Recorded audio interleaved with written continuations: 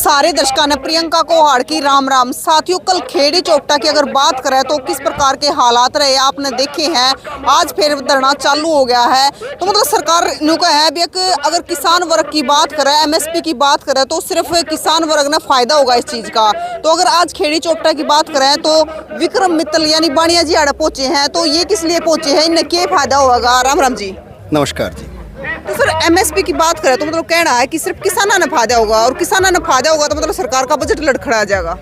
देखिए, ये बाकायदा बीजेपी की सरकार के द्वारा एक अफवाह फैलाई जा रही है। मैं ये कह रहा हूँ अगर फ़ायदे की बात करें तो इतना ज़्यादा फ़ायदा होगा कि जिसकी गिनती नहीं की जा सकती। एमएसपी की गारंटी का कानून का मतलब ये है कि एमएसपी की एक जो 23 फसलों पे आज के दिन सरकार एमएसपी देती है, और इस देश में 15% लोगों को ही एमएसपी का लाभ मिलता है, बाकी लोगों को एमएसपी का लाभ नहीं मिलता। और उसी वजह से आज किसान की और मज़दूर की हालत बहुत खस्ता हो गई है। और देश में पिछले 10 साल में 1 लाख से ज़्यादा किसान आत्महत्या कर चुके हैं। और अगर एमएसपी की गारंटी का कानून लागू होता है तो उससे आम किसान की जेब में पैसा आएगा, और वो जो पैसा आएगा, मान लिया एक किसान को 50,000 रुपये साल के एक्स्ट्रा इनकम हो जाती है, वो अपने घर नहीं रखेगा। वो किसान कोई अपना मकान बनाएगा, कोई अपने बच्चों की शादी करेगा, कोई कपड़े लत्ते खरीद के लेके आएगा, घर का राशन पानी ज़्यादा खरीदेगा, और जूते, बच्चों की पढ़ाई के किताबें वगैरह वो सारी खरीदने के लिए मार्केट में जाना पड़ेगा। मार्केट में जाएगा तो दुकानदारों के पास जाना पड़ेगा, उनकी सेल बढ़ेगी तो उनकी इनकम बढ़ेगी। और जब उत्पाद वो खर्च ज़्यादा होगा, किसान की जेब में पैसा होगा, वो जब खरीदेगा तो कंपनियों को ज़्यादा उत्पादन करना पड़ेगा, यानी कंपनी भी ज़्यादा उत्पादन करेंगी, व्यापारियों को फ़ायदा होगा और किसान को फ़ायदा होगा, वो होगा ही होगा। इसलिए और इस देश की अर्थव्यवस्था जो आज ये कह रहे हैं मोदी जी बहुत बड़ी बन गई, मैं ये कह रहा हूँ कि इससे कई गुना छलांगे लगा के देश की अर्थव्यवस्था बढ़ेगी। तो इसलिए ये बिल्कुल दुष्प्रचार किया जा रहा है कि देश की अर्थव्यवस्था को नुकसान होगा, नंबर 1। नंबर 2, जहाँ तक मज़दूर का सवाल है, मज़दूर जब किसान की जेब में पैसा आएगा, किसान को ज़्यादा इनकम होगी फसल से, तो मज़दूर को भी दिहाड़ी फालतू देगा, मज़दूर को चुगाई फालतू देगा, मज़दूर का जो खेत में काम करवाने का अच्छा मेहनताना देगा, इसलिए मज़दूर को फ़ायदा होगा। दूसरी बात, एक ये कह रहे हैं कि लाखों करोड़ रुपए, 17 लाख करोड़ रुपए का एक आंकड़ा लेके आए कि 17 लाख करोड़ रुपए एक्स्ट्रा देने पड़ेंगे। फिर एक ने कहा कि 11 लाख करोड़ रुपए एक्स्ट्रा देने पड़ेंगे। कोई आधार नहीं है, निराधार बातें हैं। एक देश में एक संस्था है क्रिशिल, वो आप कोई भी भाई इंटरनेट पे देख सकता है, उसने ये अनुमान लगाया कि पिछले साल के एमएसपी के हिसाब से अगर ये गारंटी का कानून बनाया जाता तो उसका संस्था का ये कहना है 21,000 करोड़ रुपए एक्स्ट्रा सरकार को खर्च करने पड़ते। 21,000 करोड़ रुपए इस देश की 60% आबादी के लिए मैं नहीं समझता कि कोई ज़्यादा मूल्य है। और अगर 21,000 करोड़ रुपए का प्रबंध करने की बात हो तो उसका भी हम राह बता देते हैं। उसके राह के लिए है कि इस देश में बैंकों का कर्जा जो है, बड़े बड़े शो उद्योगपतियों का 19,34,000 करोड़ रुपया पिछले 10 साल में मोदी जी ने माफ़ कर दिया, जो बैंक से कर्जा ले रखा था। अगर 19,34,000 करोड़ रुपया उनका माफ़ किया जा सकता है जिनके पास कोई धन की कमी नहीं है, उनका माफ़ किया जा सकता है जो कभी जंतर मंतर जिन्होंने देखा नहीं, धरना तो दूर। और ये लोग जो पिछले इतने सालों से जंतर मंतर पे और दिल्ली के चक्कर काट रहे हैं, बॉर्डरों पे पड़े रहते हैं, उनके लिए 21,000 करोड़ रुपए कोई ज़्यादा नहीं है। तो इसलिए ये सरकार बिल्कुल एक बहाना बना रही है कि पैसे की कमी है, अर्थव्यवस्था को नुकसान होगा। बिल्कुल कुछ नहीं होगा। इस देश के किसान और मज़दूर को वो देना नहीं चाहते, और ना देने का कारण ये है, वो ये चाहते हैं कि ये किसानों की आमदनी कम हो और उसके बाद इनकी ऐसी स्थिति आ जाए कि ये ज़मीन बेचना शुरू कर दें, और ये ज़मीन बेचेंगे तो इनकी ज़मीन अडानी और अंबानी खरीदेंगे, और उसके बाद जो खेती होगी उसमें आप देखना उस खेती में बड़ा लाभ होगा। आज कह रहे हैं ना खेती घाटे का सौदा हो गया। जब अडानी अंबानी इस ज़मीन को खरीद लेंगे तो यही खेती लाभ का धंधा हो जाएगा। तो इसलिए मकसद ये है, और हम ये कहना चाहते हैं कि सरकार बिल्कुल अफवाह फैला रही है, झूठ प्रचारित कर रही है। देखो सर, ये कह रहे हैं मतलब किसान अगर बैठे हैं बॉर्डर पे भी बैठे हैं तो मतलब और लोगों को परेशानी हो रही है, रास्ते बंद हो रहे हैं, तो मतलब ये चीज़, इस चीज़ का जिम्मेदार कौन है? जिम्मेदार की जहाँ तक बात है, पहली बात तो एक बात मैं स्पष्ट करना चाहता हूँ, इस देश के किसान ने, मजदूर ने, देश में 550 से ज़्यादा किसान संगठन हैं, एक भी किसान संगठन ने रोड जाम करने की कॉल आज तक नहीं दी। अगर किसी ने दी है तो बताएं। देश से पंजाब का किसान ये कह के चला कि हम दिल्ली जाएंगे अपनी बात कहने के लिए, और वैसे भी सही बात है कि हिसार का डीसी हिसार बैठता है, उससे कोई बात कहनी होती है तो हम हिसार जाते हैं। रोहतक का डीसी रोहतक बैठता है तो रोहतक के लोग जाएंगे तो रोहतक जाएंगे। देश का प्रधानमंत्री दिल्ली बैठता है, उसके लेवल की बात थी तो दिल्ली उसको बताने के लिए जा रहे थे।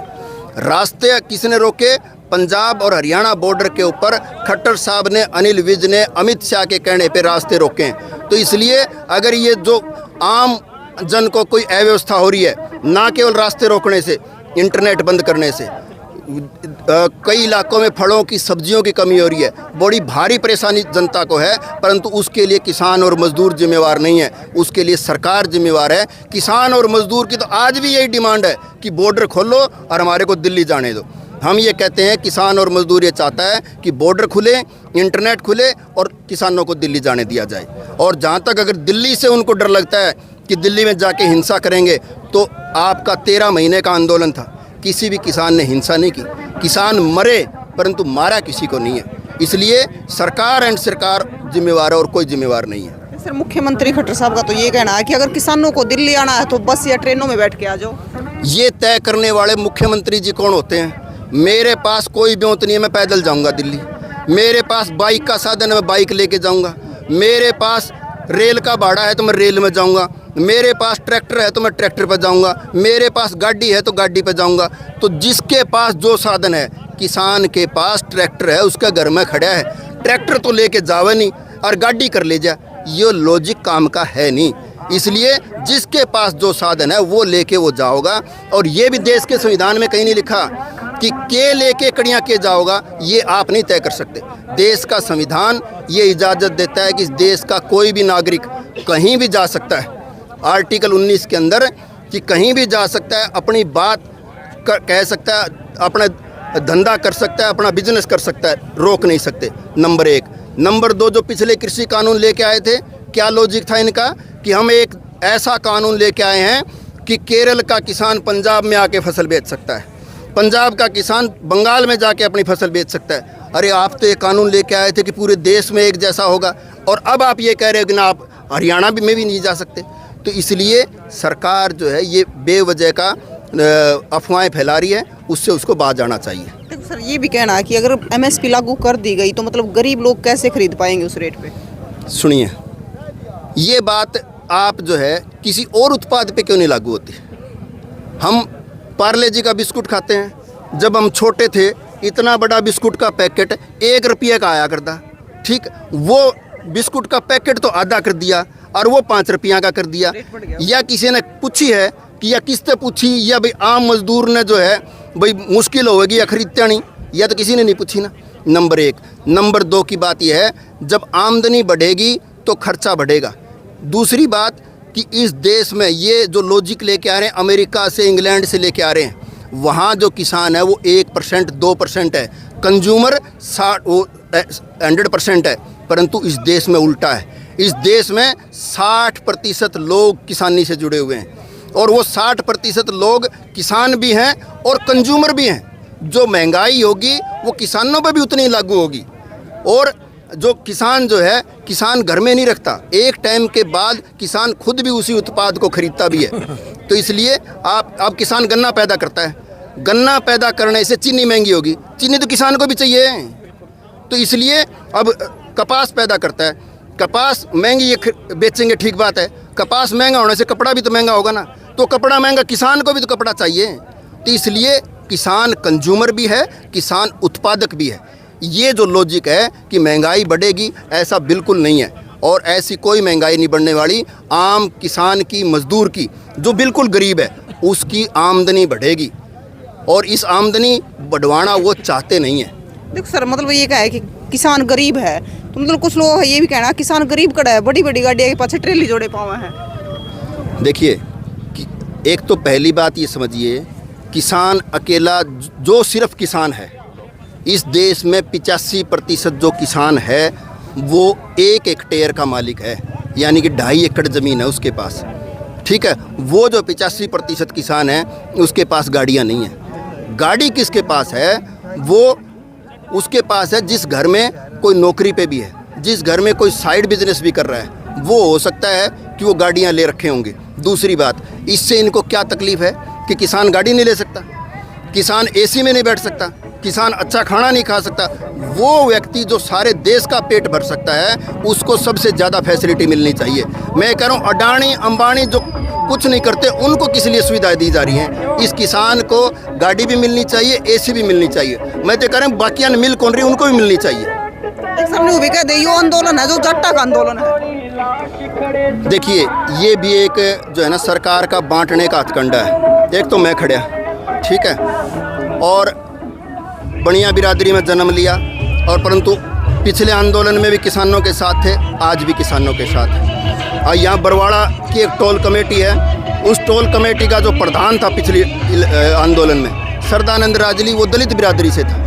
आप अलग अलग धरनों पे जाओगे, वहाँ ब्राह्मण भी मिलेंगे आपको, वहाँ खाती भी मिलेंगे, वहाँ शेड्यूल्ड कास्ट समुदाय से भी मिलेंगे, सब लोग हैं। और हरियाणा के अंदर चाहे किसी के पास कम हो या ज़्यादा हो, हर बिरादरी में सबके पास थोड़ी थोड़ी ज़मीन है, हर बिरादरी के लोग खेती करते हैं। तो इसलिए सबके फ़ायदे की बात है ये, और सब लोग आंदोलन में आए हुए हैं, नंबर 1। नंबर 2, आज तो ये कह रहे हैं कि जाटों का आंदोलन है, ये भी कह सकते हैं बिहार वाले क्यों नहीं आ रहे, ठीक है, ये भी कह सकते तमिलनाडु वाले क्यों नहीं आ रहे। मैं बताता हूँ, इस देश में जो 15% MSP जो मिलता है उसमें से भी सबसे ज़्यादा MSP का लाभ पंजाब के किसानों को मिलता है, नंबर 2 पे हरियाणा के किसानों को मिलता है। और यहीं के लोग हैं जो किसान बचे हुए हैं। बाकी देश का जो किसान है वो मजदूर बन चुका है, उनके पास 2 वक्त की रोटी का प्रबंध ही बड़ा मुश्किल है, इसलिए वो सड़कों पे आने की उसकी स्थिति नहीं है। इसी तरीके से जो मजदूर है या फिर जो किसान जाट बिरादरी से अलग जो किसान हैं जो बिल्कुल हाशिए पे हैं, वो उनकी ये तो हो सकता है कि वो धरने पे ज़्यादा ना आ रहे हों, परंतु वो अपनी इच्छा से नैतिक तौर पे वो इसके साथ हैं। ये जो गांव-गांव में चंदा हो रहा है उसमें वो चंदा नहीं दे रहे क्या? वो चंदा भी दे रहे हैं, वो हर तरीके से लंगर में और में मदद कर रहे हैं। तो यहाँ धरने पे भी सारी बिरादरियों के लोग हैं, गाँव में चंदा भी सारी बिरादरियों के लोग दे रहे हैं। या मार्केट में आप चले जाओ चंदा लेने के लिए, कोई भी व्यापारी मना नहीं करेगा, चाहे वो किसी बिरादरी का हो। तो इसलिए हर आदमी का जब फौज के अंदर युद्ध होता है तो कोई आदमी फौज पे जाके सीधा लड़ता है, कोई आदमी खाना बनाता है, कोई आदमी उनके कपड़े धोता है। तो ऐसा नहीं है कि खाना बनाने वाला और कपड़े धोने वाला का रोल नहीं है, उनका भी उतना ही रोल है। मैं तो कह रहा हूँ ये जो लोग धरने पे आए हुए हैं, इनके जो घर बच्चे हैं, बीवियाँ हैं, उनका, मेरी माताओं बहनों का भी इस आंदोलन में उतना ही रोल है। अगर वो सपोर्ट ना करेंगे तो ये धरने चल नहीं सकते। इसलिए इस किसान आंदोलन में चुच्ची बच्चे का साथ है, और वो साथ से ही ये जंग जीती जाएगी, ये गारंटीड है। एक सर आपने कल का माहौल देखा होगा यहाँ पे कैसा रहा, तो उसके बारे में क्या कहना चाहोगे? देखिए, कल हमने वीडियो देखी है, उस वीडियो में जिस ढंग से यहाँ आपके लोग धरना दे रहे थे, अपना भाषण दे रहे थे, सारी बातें कर रहे थे, उस समय पे पुलिस के अधिकारी आते हैं, पुलिस के कर्मचारी आते हैं, और वो जो तरीका था कि जनता के बीच में से वो आ रहे थे वो बिल्कुल नाजायज़ था, और वो बाकायदा योजनाबद्ध तरीके से आए थे कि आज इन किसानों को सीधा करना है। मैं तो यहाँ की जनता को ये बधाई देना चाहता हूँ कि इन्होंने ना हिंसा भी नहीं की और उसका माकूल जवाब भी दिया, और वो जो है अपने जगह पे खड़े रहे, और वो जो चाहते थे कि ये धरना यहाँ से पाट जाए और ये धरना यहाँ से शिफ्ट हो जाए, आज आप देख लो आपके सामने अकल से ज़्यादा तादाद में धरने पे लोग आए हुए हैं। तो इसलिए प्रशासन को ये समझना चाहिए, पुलिस को भी ये समझना चाहिए कि जो लोग हैं, पुलिस में भी लोग जो भाई मारे जाएंगे वो हमारे भाई हैं, वो जो है ना अडानी अंबानी का एक भी बेटा नहीं है ना पुलिस वाला में, ये सारे किसानों के मजदूरों के बेटा बेटियाँ हैं, ठीक है। तो इसलिए पुलिस को और किसानों को लड़वाने की कोशिश सरकार कर रही है, और इस सरकार को अलर्ट हो जाना चाहिए। तो कल जो हुआ उसकी हम निंदा करते हैं, वो बिल्कुल गलत था। जिस भी अधिकारी ने, जिस भी कर्मचारी ने वो किया है उसके ऊपर कार्रवाई होनी चाहिए। एक महिला के साथ भी झड़प हुई, एक ताई के साथ में भी कल। अगर वो तो है तो बिल्कुल गलत है, वो जो है ना, मुझे तो इसका पता नहीं चला। अगर उसके साथ हुआ है तो बिल्कुल निंदनीय है, किसी के साथ भी और महिलाओं और बच्चों के साथ होता है तो ज़्यादा होता है। और मैं तो कह रहा हूँ खनौरी बॉर्डर पे हमारा एक भाई मारा गया, हम उसको आज हिसार में भी उसको श्रद्धांजलि दे के आए, यहाँ भी दी गई होगी। तो इसलिए, और देश जो है ना सबका है, इस देश में विरोध करने का अधिकार सबका है। देश का जो संविधान है उसका आर्टिकल 19(1)(c) ये कहता है कि देश का कोई भी नागरिक अपना संगठन बना सकता है, यूनियन बना सकता है, एसोसिएशन बना सकता है, अपनी मांगों के लिए धरना दे सकता है, प्रदर्शन कर सकता है, ज़रूरत पड़े तो हड़ताल कर सकता है। एक ही कंडीशन है कि कानून व्यवस्था हाथ में नहीं ले सकता। तो ये शांति प्रिय तरीके से जो लोग कर रहे हैं उनको करने देना चाहिए था, और जिन लोगों ने नहीं किया उनके ऊपर कार्रवाई होनी चाहिए। कोर्ट के मुताबिक तो रास्ते भी नहीं रोक सकते। बिल्कुल नहीं रोक सकते। देश का संविधान ये कहता है कि ये रास्ते रोके हुए हैं। हाँ, ये बिल्कुल गलत रोके हुए हैं। Punjab and Haryana high court ने बाकायदा ये कहा कि ये जो आपने रास्ते रोके जा रहे हैं, खट्टर सरकार को बाकायदा कहा कि आपकी तो खट्टर साहब को डिमांड, ना तो किसानों की डिमांड खट्टर से है, ना दुष्यंत चौटाला से है, ना अनिल विज से है, किसानों की डिमांड मोदी जी से है। ये तो खट्टर साहब ने बिना काम उड़दा तीर ले लिया कि बीच में रास्ते जाम करके ये लड़ाई हरियाणा सरकार की और किसानों की बना दी, जबकि ये लड़ाई केंद्र सरकार और किसानों की थी।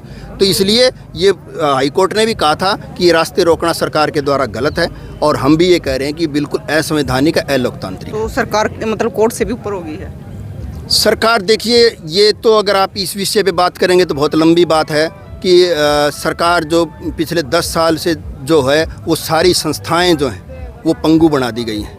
वो किसी भी संस्था को कुछ समझते नहीं हैं। अहंकार उनके अंदर इतना बड़ा है कि उनको लगता है कि हम सत्ता में ऐसे ही आए थे और ऐसे ही रहेंगे, परंतु उनको ये मालूम होना चाहिए था, वो अंग्रेज़ जिनका सूरज नहीं छुपता था उनको भी जाना पड़ा था, और जो भी इस देश में अहंकार की बात करेगा सबको जाना पड़ेगा। कोई भी इस देश के संविधान से, इस देश के लोकतंत्र से ऊपर नहीं है, और इस देश के लोकतंत्र में इस देश के नागरिकों की जान बसती है। लोकतंत्र पे अगर कोई खतरा होगा तो लोग मरने मारने के लिए तैयार हो जाएंगे, परंतु लोकतंत्र को ख़त्म नहीं होने देंगे। बहुत अच्छी बात कही। तो विक्रम मित्तल साहब की आपने बात सुनी है, सारी की सारी बातें, और कल का माहौल भी आपने देखा था कि खेड़ी चोपटा में किस प्रकार का माहौल रहा था, किस पर तब भगदड़ मची थी। जब यहाँ पे किसान अपने धरने पे बैठे तो किस प्रकार से प्रशासन बीच में आया था और किसान नेताओं को उठाना शुरू कर दिया था। उसके बाद पूरी भीड़ में अफरा तफरी मच गई थी। तो कल की जो माहौल रहा, मित्तल साहब ने जो बातें बताई उस पर आपकी क्या राय है ज़रूर बताइए, और तस्वीरें ज़्यादा से ज़्यादा शेयर करिए और अपनी राय ज़रूर बताइए। जय हिंद।